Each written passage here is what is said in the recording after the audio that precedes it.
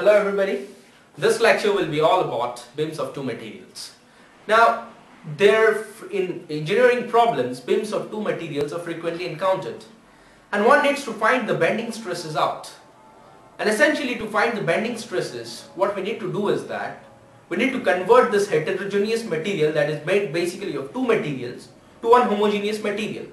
And if we can convert this heterogeneous material to one homogeneous material, we can find the bending stresses. So let us see whether we can, how to convert this heterogeneous material that is made of maybe infinite number of materials to one material. Let us see. For example, I have a cross section, a rectangular cross section that is not made of only one material but of two materials. For example, this is my material number 2 and this is my material number 1. And this, suppose, is my neutral axis. I take an elemental area at a distance y from the neutral axis and let this elemental area be dA. So essentially, stress on this elemental particle at a distance y from the neutral axis is equal to nothing but E1 by rho into y. Force on this elemental area at a distance y from the neutral axis is given by E1 by rho into y into dA. And dA is nothing but is equal to B into dy, where B is this and dy is this. So, I have this equation with me.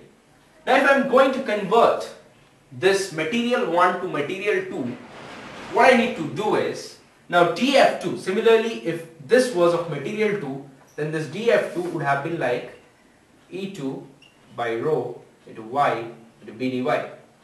Right. So to convert material 1 to material 2, what I need to do is, I got to change this and write this in the form of E2 by rho E1 by E2 into B into y dy. Now from this is also dF1. From these two equations, we can easily see that if we can transform material 1 into material 2, such that material 2 will have some kind of a different breadth, or if this is equal to B1, this is material 2, E2 by rho into B1 into y dy. So if we can transform this material 1 into some sort of a material 2, wherein this material 2 will have a reduced breadth B1, wherein B1 is equal to E1 by E2 into B, then the force on an elemental area at a distance y from the neutral axis will be equal. Right. So essentially what we need to do is that we do not need to touch the shaded portion, that is material 2. But what we need is to transform this material 1 into material 2, and that only by reducing the breadth to B1. Right.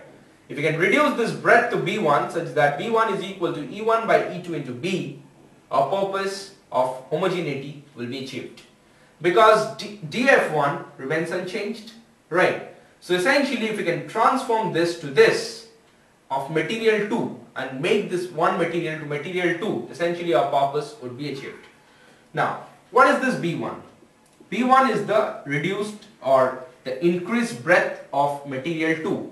Now whether it is reduced or whether it is increased will be given by this equation only, E1 by E2 into B.